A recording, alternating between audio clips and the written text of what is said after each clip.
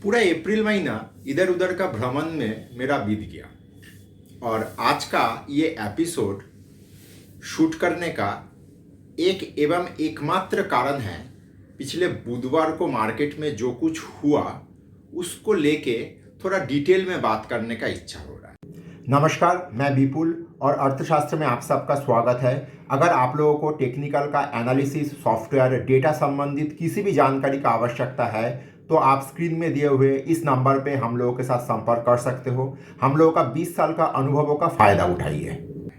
और ये इच्छा मेरे मन में इसलिए भी आ रहा है क्योंकि मैं आप लोगों को बोला कि अप्रैल महीना मैं कलकत्ता में उस हिसाब से था नहीं, लेकिन हम लोगों का एक मंडली है।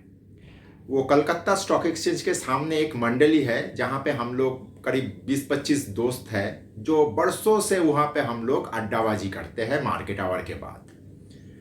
अब मार्केट आवर के बाद अड्डाबाजी अगर करेंगे तो पूरा दिन का मार्केट का चर्चा ही तो हम लोग करेंगे, ये स्वाभाविक है। और पिछले कुछ महीनों से, महीना नहीं कह सकते हो, करीब करीब साल भर से हम लोगों का मंडली में कुछ दो चार नया लड़का आया हुआ है।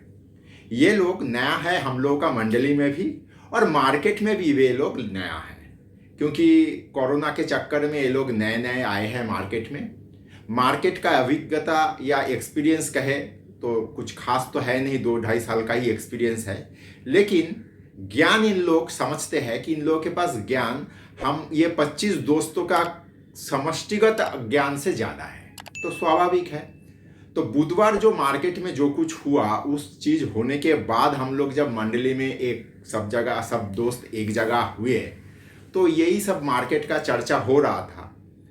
तो ये मार्केट का चर्चा में वो 4-5 लड़के में से 2-1 लड़का भी आया हुआ था। तो यही बात हो रहा था कि क्या हो रहा है, क्यों हो रहा है, कैसे हो रहा है। और इस तरह का मंडली में मैं ज़्यादातर श्रोता मतलब सुनने वाला व्यक्ति जैसा बिहेव करता हूँ, क्योंकि क्या कोई कैसे क्या कह रहा है ये सुनना भी कभी कभी आवश्यक होता है। और ये जानकारी ही आज का ये एपिसोड मुझे करने के लिए प्रेरित करता है। हम लोगों का समस्या कहाँ पे है? हम लोगों का समस्या पैसा, मार्केट बढ़ रहा है, घट रहा है, ये सब नहीं है।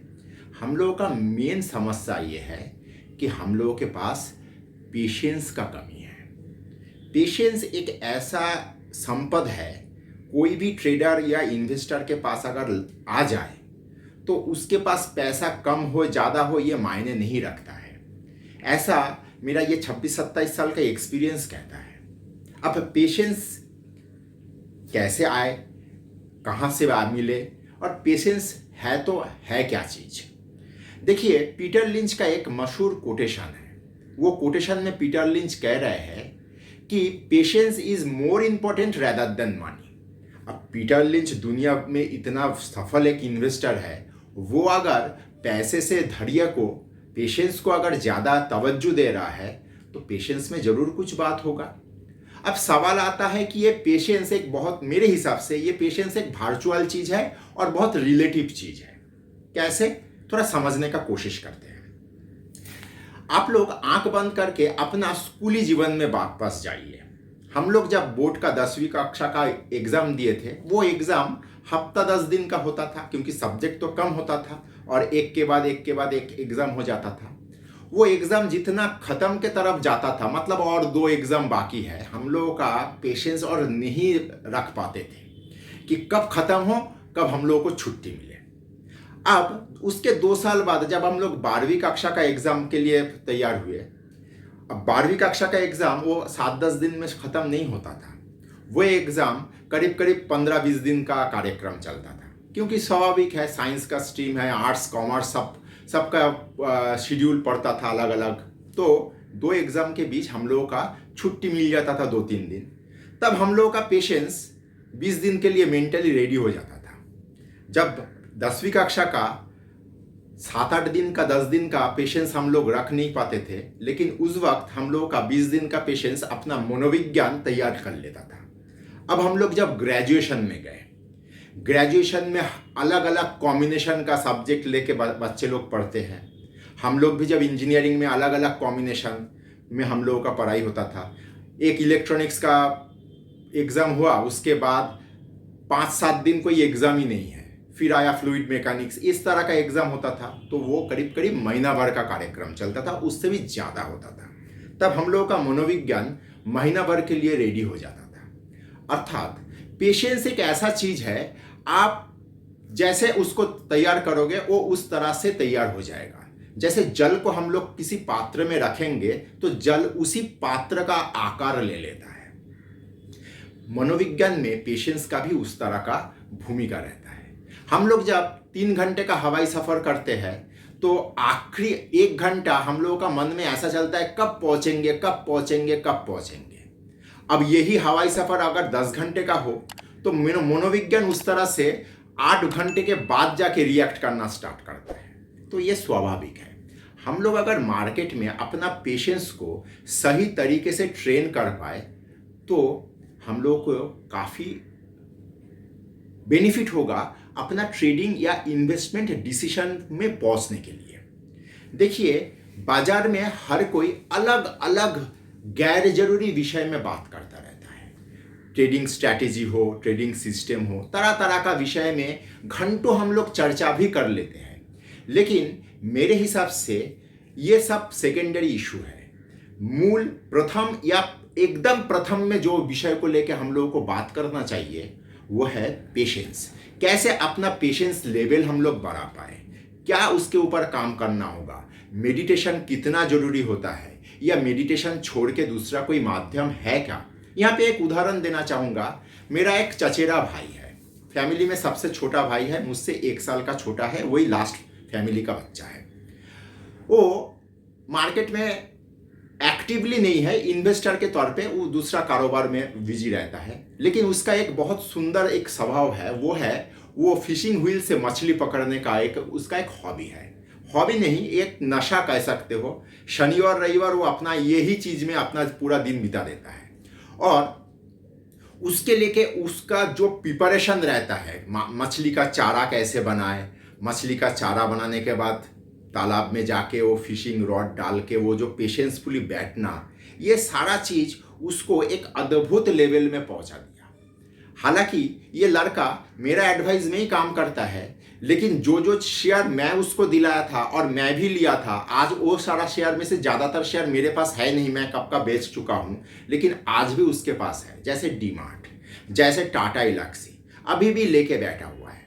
वो मेडिटेशन शायद कर नहीं पाता है, लेकिन अपना पेशेंस लेवल को बढ़ाने का वो अपने तरह से एक अद्भुत सा गुण उसमें आ गया है। दूसरा माध्यम उसने चुन लिया है, वो है मछली पकड़ने का। क्योंकि मछली का फिशिंग व्हील डालने के बाद ये मछली का मन में डिपेंड करता है कब वो आपका चारा खाए। अब वो 1 घंटे में खा सकता है, 2 घंटे में खा सकता है, लेकिन जो मछली पकड़ने के लिए बैठा हुआ है उसको मछली का मन के ऊपर चलना पड़ता है। तो पेशेंस एक ऐसा चीज है, वो आपको अपने अंदर किसी भी तरीके से लाना पड़ेगा।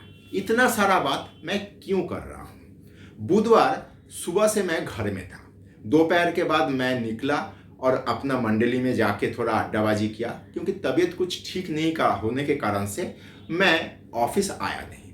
तो घर में रहने के चक्कर में मैं टीवी देख रहा था। अब टीवी में तो मैं नॉर्मली मार्केट का आदमी हूँ, तो मार्केट रिलेटेड चैनल ही देखूंगा। अब आंख बंद करके सोचिए, बुधवार सुबह मार्केट कितना पॉजिटिव था। आपका एसजीएक्स निफ्टी कितना तेजी में था, और एसजीएक्स निफ्टी का तेजी को देखते हुए हम लोगों का यहाँ पे प्री मार्केट में मार्केट कैसा रिएक्ट किया, मार्केट खुला कितना तेजी। और उसी वक्त मैं किसी चैनल का नाम लेना नहीं चाहूँगा, आप लोग आंख बंद करके सोचिए, ले लीजिए ले लीजिए ले लीजिए, आपको जो इंस्टिगेट किया जा रहा था, लोग पेशेंस नहीं होने के कारण से वो सब इंस्टिगेशन में फंस गए। फिर जो कांड हुआ, आरबीआई का पॉलिसी आ सकता है, आरबीआई का पॉलिसी अगर नहीं हो के उस वक्त कोई खराब खबर भी आ सकता था, जैसे चाइना के साथ जंग छिड़ जाने का खबर। बहुत तरह का चीज आपका सामने आपका ट्रेड का एगेंस्ट में आके हिट कर सकता है।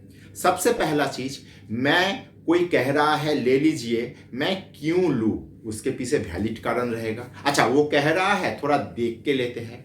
अगर कोई देख के लिया होता तो 1 घंटा मार्केट में मैं बहुत सारा पुराना एपिसोड आप लोग उठा के देख लीजिए। बहुत सारा पुराना एपिसोड में मैं हमेशा कहता हूँ मार्केट खोलने के बाद आधा घंटा मार्केट में कुछ नहीं करिए, ये भी एक पेशेंस है। मैं सामने सब कुछ हो रहा है, उछल कूद चल रहा है और मैं साइड में खड़ा रह के मार्केट को जस्ट देख रहा हूँ, ये भी तो एक पेशेंस का काम ही है। अब अगर कोई बुधवार का मार्केट में अगर आधा घंटा मार्केट में रुक जाता तो कल इतना बड़ा बुधवार में इतना बड़ा भयंकर सब कांड घट गया, वो काफ़ी हद तक बच सकता था। अगर वीडियो आप यहाँ तक देख चुके हो तो कृपया लाइक और सब्सक्राइब करिए और दोस्तों के साथ शेयर करिए, क्योंकि खुशियाँ और ज्ञान बांटने से बढ़ता है। पेशेंस का काम है। अब यहाँ पे आप लोग मेरा ये इतना बड़ा जो पेशेंस के ऊपर मैं बात किया, इसका एक काउंटर लॉजिक भी आप दे सकते हो। लोग ये भी कह सकता है कि अगर पेशेंस का ही बात कर रहे हो विपुल जी, DSQ अगर मैं पेशेंसफुली रख दिया 2000 साल में, K10 का काउंटर सिल्वर लाइन रख दिया होता, पेंटामीडिया ग्राफिक्स रख दिया होता, तो आज मेरा पेशेंस मुझे तो मार दिया है। बात आप लोग एकदम सही कह रहे हो। आप लोग अगर 99-2000 में मार्केट में थे, वो उस वक्त ये DSQ software, silver line, Pentamedia, Himachal futuristic, ये सब स्टार कंपनी हुआ करता था। मार्केट में इन सब का बोलबाला था।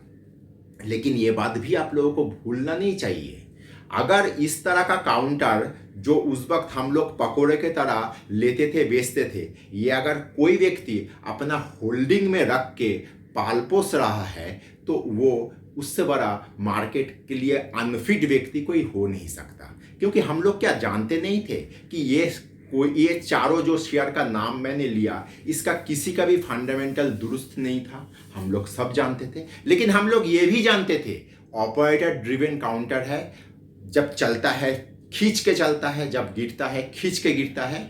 हम लोगों में उस वक्त वो उत्तेजना कैश करने का, जिसको हम लोग मस्तिष्क का डोपामिन फैक्टर कहते हैं, मस्तिष्क का वो डोपामिन को शांत करने के लिए हम लोग जब चलते थे, हम लोग उसमें चढ़ जाते थे, निकल भी जाते थे। लेकिन हम में से ज़्यादातर लोग, मार्केट का सीजन लोग, ये सारा शेयर को कभी अपना पोर्टफोलियो में उस हिसाब से रखे नहीं। अगर कोई रखे है वो इस मार्केट के लिए सबसे अनफिट। आपका पेशेंस कहाँ पे काम में लाएंगे, कहाँ पे नहीं, ये डिसीजन लेना भी एक पेशेंसफुली बात है। कभी अलग से एकांत में ये सब विषय को लेके सोचिएगा जरूर। बुधवार जो मार्केट में हुआ, ये कोई विच्छिन्न घटना नहीं है, ये आगे भी होगा, बार बार होगा। आप इसको किस तरह से डील करोगे, ये पेशेंसफुली सोचिएगा। धन्यवाद।